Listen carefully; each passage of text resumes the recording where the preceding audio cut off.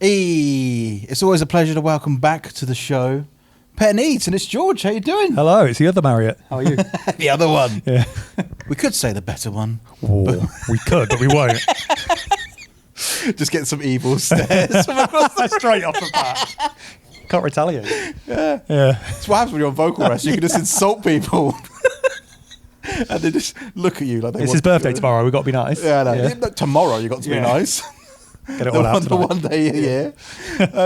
The last time we saw you, it was kind of a similar situation because there was no Johnny then. Was that the last time? That was the last time at the Joiners. That's like a mad fever dream looking back now, like having lyrics written out on the wedge in front of us and Vanessa like taking the lyrics off like some sort of mad sing-along thing.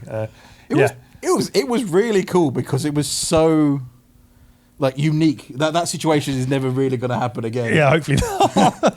It was it feels like some sort of fever dream, like looking back at it. And we've actually got the recording of the entire show, and I've still not heard it back. Vanessa was filming it all, so I'd love to watch it back because there's so many little bits and stories that I've told Johnny about that we forget about because it was just carnage. Because I was actually coming down with illness as well. I hadn't realised at the time until I was on stage, and I was like, "Oh God!" Like You can't pull out now. yeah, and it was like, honestly, my rule was if I shit myself, we're not doing it. It was in sound check actually, yeah, and I was like if I vomit, it's fine. If I shit myself, we've got to call it off. And that was like, I don't know, what is this? Are we allowed to swear on this? There's a bleep button. There's a bleep button. If we ourselves, then the gig's off. And I was like, we can't like cancel it now after we've already like put a plan in place, left Johnny in his like bloody deathbed. Like, yeah. So, but it was fun. It was interesting. I loved the intro that Johnny said on his phone, like obviously the recording.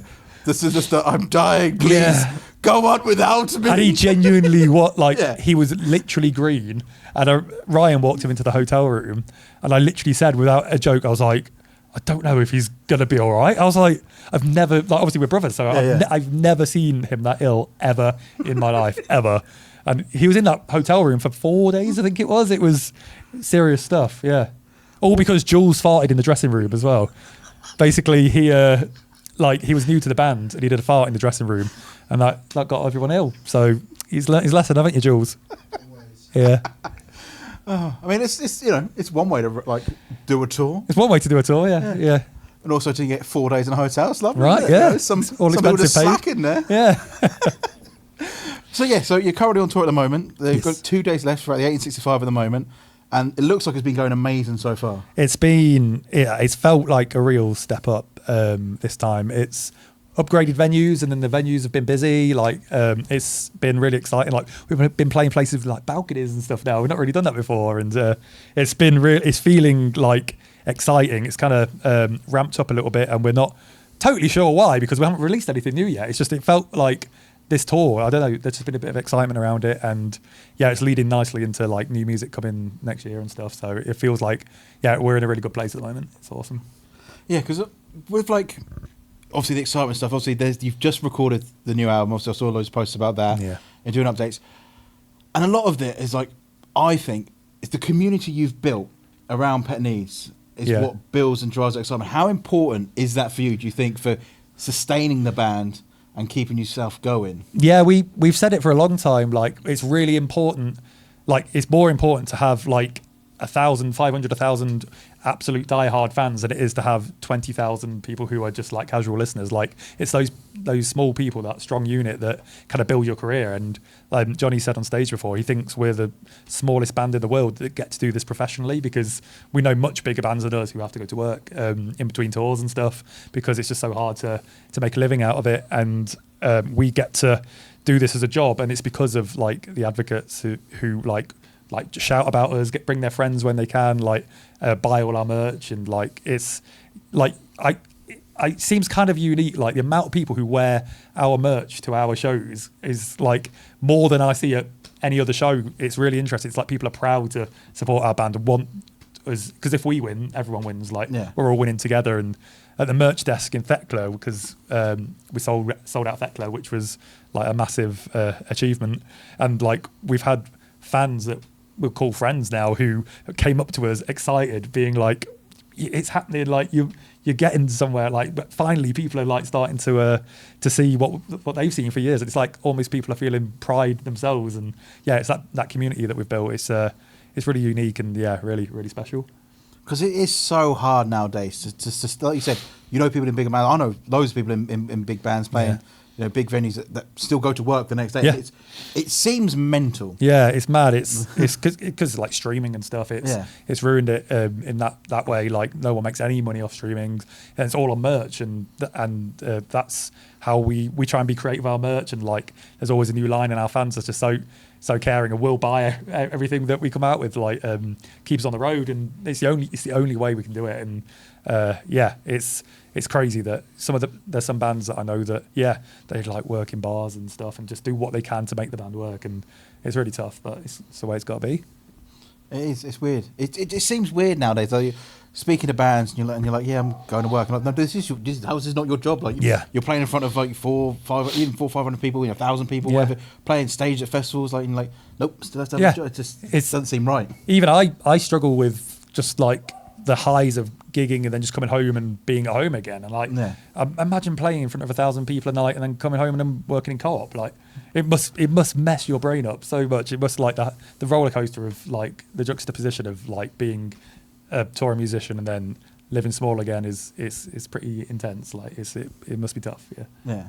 Because obviously as well, a big thing for you guys over the last couple of years is the States. You've been doing a lot out there, and like that seems to be really motoring as well. It's amazing. Like, obviously America's a crazy place at the moment, but there's so many amazing people out there who having punk rock in their lives is so important, and getting to like go into these little communities, and like we've made so many friends everywhere we go now. Like the first tour we did with Frank Turner, we did 50 states in 50 days, and still recovering from it, but like we didn't know anyone, we didn't know anything about America, and we kind of just went and we drove ourselves, we stayed in awful little hotel rooms sharing beds, and like it's the only way we could do it. And now everywhere we go we've got friends that we stay with, and like we'll go out for food with them, and like it's so welcoming for us, like to go over there and like know people. It almost feels like second home is where we go. There's multiple people we know who like we know their families, and we'll just go and hang out. And it's feeling like it's really starting to build now. We've just done our first proper headline tour of America, and people came to every show, and a lot of people came to some shows, and it was just it felt so rewarding. All the kind of supporting had finally kind of paid off, and like putting on our own party and people turning up. It was one of the most rewarding feelings I think we've had as a band, because America is so big, and like to get like little scenes bubbling in America is so hard, because we probably have the same amount of people who like us in America as they do in England, but England's 700 miles long, and like there's 50 states of that, and 50 England's knocking about. It's mental. Like, and to try and get like a bit of traction is so hard, and to see that it was a risk booking this tour, but to see it like people come to the shows and singing along, and it was honestly it was so rewarding. It was wicked. Again, it's that sense of community thing. And it is even over there. Americans have really caught on to the kind of community side of it that we started building over here, and it seems to really work with the American punk scene, like what we're like, honesty, and just like having a smile on our face when we're playing. It's not about being trendy and cool, it's about having fun, like, and like it seems, I don't know, it feels like a really lovely scene that we're creating over there. It's really nice. Kind of off the back of that, we actually have a friend in common, and he sent me a question to ask, which it was actually for Johnny, which was because there's a video attached to it, which was what's the worst onstage incident you guys have had? Then there's a follow-on bit, which I'll follow on. Then that should give away who it is. My worst one that just literally sprang to mind was when we played Bearded Theory main stage, and it was such a big stage that I went to go and rock out with Jules on stage, and then the smoke machines were going, and I had to go back to because I was doing a guitar solo, and I was over at Jules' drum kit, and I had to run back to my microphone to turn off my boost pedal.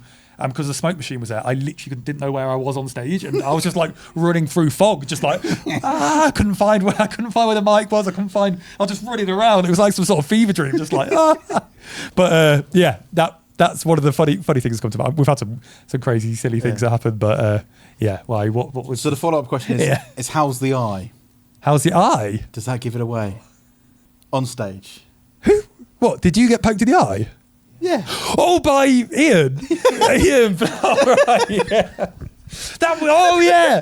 So that was he tried to boop your nose? Yes. Yeah. So our tour support, Black Guy Ford, we were doing a headline show in Anaheim. And he got excited. That was it. I remember, how did I forget this? Tried to boop Johnny on the nose and just like squelched him straight in the eye and then screamed down the microphone, I was trying to boop you. So yeah, that's a good example of what our shows are like beautiful chaos, a bit of fun. Yeah, he touched brain. Yeah. Yeah. So, yeah. Ian asked that earlier. And also he said to mention, I can't pronounce it right, it's a drink, Merlot? Malort. Malort, yeah. If you don't know what it is, keep it that way because it's like liquid sadness is what I call it. It's a Chicago liquid sadness. That's a good name. It's like a spirit from Chicago, and it's almost like Chicago folklore that they've got to drink Malort and cheers with Malort, and it's not even that strong, but it tastes like the worst like memory of anything you've ever had. It tastes like you're being stabbed in your eye, being booped in the eye, and it's horrible, and it's not that strong, but I swear it gets you absolutely hammered. So I don't know what it is, but yeah, avoid. Someone made us Malort cookies when we were out there, and you quite like them, but they were nice cookies, but they tasted the Malort, so they were horrible. Yeah, well, just shout at Ian. I love Ian. Yeah, he's a sweetheart. Yeah, he's lovely. Black Guy Fawkes. Yeah, check him out as well. Yeah, he's awesome. Yeah. So, so obviously we've got this tour. Obviously, you've got a few dates as well in January that you're doing. Yes. As well. And then the album. So that's all been recorded. So whereabouts are you at? Are you at the final stage of mixing, mastering, or is? So we're going through mixing now. We've started sending over our notes. We should have the first single mixed like pretty imminently, and we'll be dropping. Is it end of January? I think we're dropping February time, and then we're looking to get the album out a bit later on in the year. So it's feeling exciting. We've got we want to really push because obviously we went for top 40 with our last album, ended up getting a top 20, which is really cool. And now we're trying to take it one step further. All being well, we're gonna go as high up the charts as we can. Because it was so exciting, just the campaign and everything around it was, it was a really unique, exciting experience that I never thought we'd be a part of something, part of the charts, and to get way up the charts was exciting. So we're going to see how far we can push it. It's exciting, it's feeling good, and the album is sounding. I know I'm biased, but it's good. I can't wait. But you should be. Yeah. If you're saying, yes, all right. Yeah, honestly. Do you know what? Yeah. I'd listen to it. It's honestly, I'm buzzing. We because we keep listening to it in the van, like getting mixing notes over and stuff. And every time I listen to it, I'm like, no, it is. It's really quite good actually. Like, I'm really, really excited. It's just getting some new music out. I just want to play it live now as well. But it's going to be a fun year next year, I'm sure. So the plan is got a couple of dates in January. Yep. Finish the album off. Yeah. Get a single out end of January, early February. Then album what?